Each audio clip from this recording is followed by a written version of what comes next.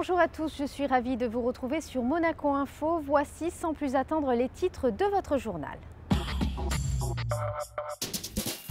Nous ouvrirons cette édition avec une projection événement au Grimaldi Forum ce lundi soir. Nous nous rendrons à la Maison de l'Amérique latine qui propose une exposition signée NAL. Nous vous présenterons le vélo électrique le plus puissant du monde. Et enfin, nous terminerons avec la bûche de Noël, actuellement à l'honneur à l'hôtel Hermitage. Et nous ouvrons ce journal avec le film Weekend of a Champion en projection au Grimaldi Forum ce lundi soir. Il s'agit d'une rencontre dans les années 70 à Monaco entre Roman Polanski et le pilote Jackie Stewart. Les explications de Frédéric Hélion. 23 mai 1971, Jackie Stewart remporte le Grand Prix de Formule 1 de Monaco. Pendant 3 jours, il est accompagné par Roman Polanski.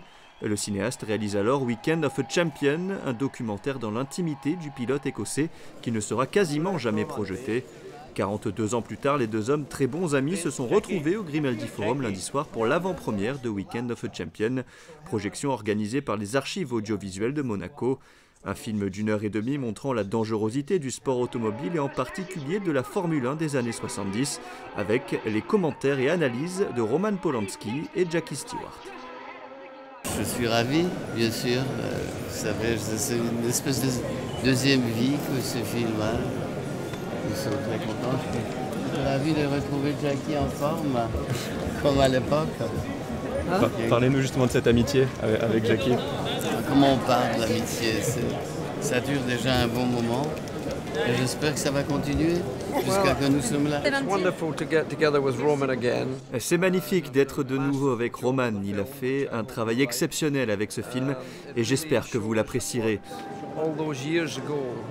Ça montre vraiment ce qu'était la Formule 1 à l'époque. C'est totalement différent aujourd'hui.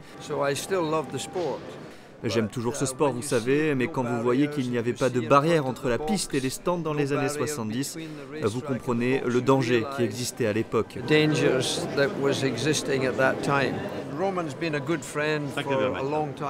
Roman est un très bon ami, et ce depuis longtemps. Nous sommes très proches, et c'est pour ça qu'il avait décidé de faire ce film. On se croise de temps en temps, mais c'est génial d'être à un tel événement avec lui aujourd'hui. C'est un superbe film et puis travailler avec Polanski, il n'y a rien de mieux. Le prince Albert II était présent pour cette avant-première, tout comme de nombreuses personnalités, Jackie X, Tasha de Vasconcelos ou Arno Butch. Weekend of a Champion sortira dans les salles mercredi 18 décembre. Coup de projecteur à présent sur le rôle de médiateur au service des océans que joue l'Institut océanographique tout au long de l'année. Le directeur général Robert Calcagno a participé à un déjeuner au Sénat ce jeudi. Je vous propose de l'écouter à ce sujet. Nous organisons de temps en temps des rencontres avec les parlementaires français et à midi, j'ai présidé avec Chantal Joanneau, l'ancienne ministre de l'écologie française, une rencontre-débat avec une vingtaine de parlementaires, députés et sénateurs pour aborder les différents sujets d'actualité des océans. Alors nous avions préparé en quelque sorte un menu carte dans lequel les 10 sujets chauds d'actualité étaient présents. Et les députés et sénateurs me questionnaient. Écoutez, là, les aires marines protégées dans l'océan austral, ça m'intéresse. Quelle est la situation? Pourquoi il y a des problèmes en ce moment? Ou bien, cet été, de nombreuses personnes m'ont dit qu'il y avait de nouveau des proliférations de méduses. Comment ça se fait? Pourquoi il y en a beaucoup plus que précédemment? Ces propos étaient recueillis par Émilie Rousseau. Et sachez que l'INSEE vient de publier son bulletin de l'économie consacré au 3e trimestre 2013. Ce bulletin est disponible sur le site de l'INSEE. Et au chapitre culture, la Maison de l'Amérique latine consacre une rétrospective riche et étonnante signée NAL. Cet artiste propose des œuvres qui retracent d'incroyables techniques et beaucoup d'émotions. Un reportage de Frédéric Hélion. Tout part d'un coup de foudre en 1976. NAL débarque pour la première fois dans le sud de la France. L'artiste tombe amoureux de la région, il apprécie bien sûr la mer et le littoral, mais c'est l'arrière-pays, ses rivières et ses gorges qui deviennent rapidement une véritable source d'inspiration. Arrière-pays, une rétrospective, voilà le thème de l'exposition de Nal. 37 œuvres à découvrir à la Maison de l'Amérique latine jusqu'au 5 janvier 2014. Des huiles au travers desquelles il rend hommage à la nature de l'arrière-pays du sud de la France. Je préfère d'aller sur les rivières, les gorges de Loup, le Cagne, les Rio avancent et baigner aussi, de pique-niquer, de faire les marches dans les montagnes. Je suis très inspiré par les fleurs, par la nature que les autres choses. Dans ma jeunesse, tout le monde se souvient sûrement les anciens tableaux. J'ai quelques-unes des gravures ici de 1980 avec des vallées de merveilles et les vallées de Mercantour. Nal dispose d'un atelier sur le quai Antoine Ier depuis peu. Le reste du temps, il travaille à Vence ou aux États-Unis. Prochain projet, une série de sculptures représentant des animaux. Particularité, les différentes parties du corps de ces animaux seront des instruments de musique. Déjà visible dans les rues de Berlin, le HeroKit, le vélo électrique nouvelle génération, débarque à Monaco. Sa puissance est saisissante et son design est moderne. Élodie Messager l'a testé pour vous. Créer un vélo qui roule à la vitesse d'une moto sans aucune émission de gaz à effet de serre, c'est le pari que se sont lancés deux constructeurs allemands. Le HeroKit, le vélo électrique le plus rapide au monde, a récemment été présenté à Monaco. Ergonomique et parfaitement maniable, il s'adapte aisément à la vie urbaine. Vous pouvez rouler en toute autonomie pendant 50 à 70 km, mais ce ne sont pas les seuls atouts de ce nouveau moyen de locomotion.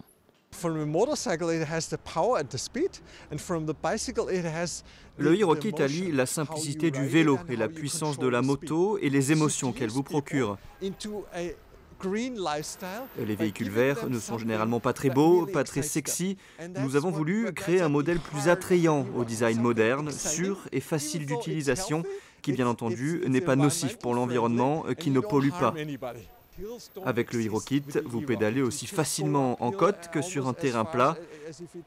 Vous pouvez sans effort, par exemple, grimper jusqu'au casino de Monte-Carlo en roulant à 50 km/h. Et la technologie du moteur du HeroKit vous propulse même à 80 km/h. Aujourd'hui, une trentaine d'HeroKit est déjà sur le marché, mais ce modèle sera distribué d'ici quelques mois dans une quarantaine de pays. Une star hollywoodienne a même déjà passé commande. Les concepteurs souhaiteraient également proposer ce mode de transport à la police ou encore aux médecins urgentistes. En mai 2014, le nouveau modèle d'HeroKit ira encore plus loin avec une autonomie de 100 km. À l'approche des fêtes de fin d'année, la crèche de la Croix-Rouge monégasque à Fontvieille a organisé ce mardi sa traditionnelle remise de cadeaux.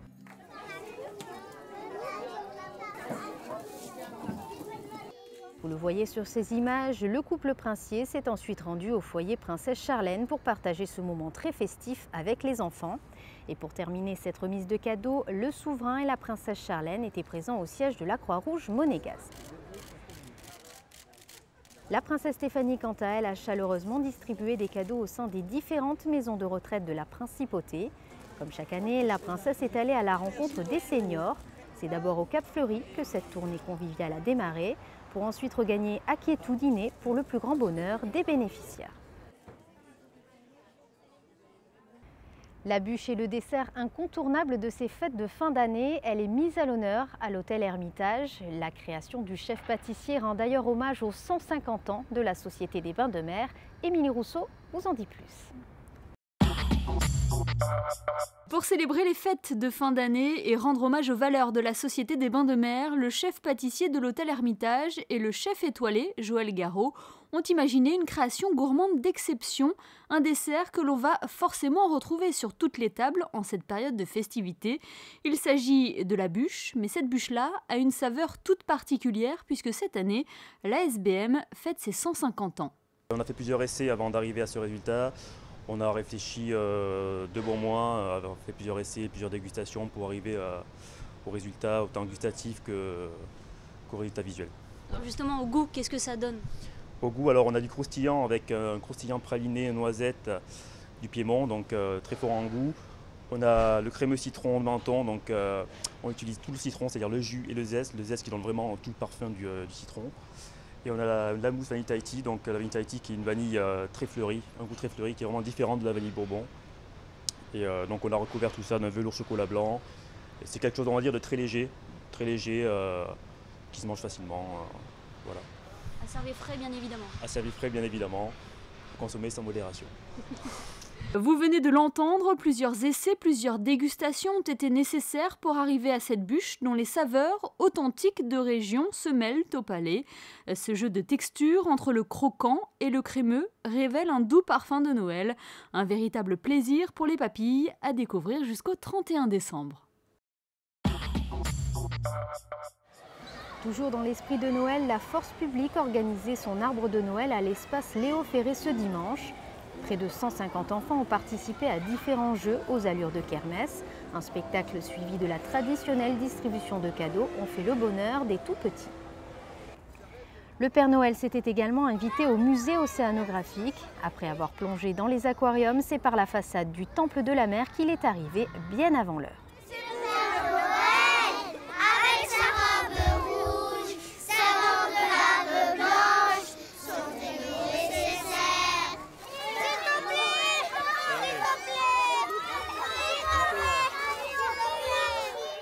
Et avant de refermer cette édition, passons à présent aux prévisions météo des prochains jours. Mercredi, prolongement d'une période agréable avec des températures allant de 11 à 15 degrés. Jeudi, détérioration du temps avec quelques menaces de pluie en fin de journée. Vendredi, poursuite d'un temps incertain avec un mercure légèrement en baisse. Et enfin samedi, un début de week-end ensoleillé avec une maximale de 14 degrés. C'est la fin de cette édition, merci de l'avoir suivi. À présent, retrouvez les films projetés en salle cette semaine avec le magazine cinéma de José Sacré. À très bientôt sur Monaco Info.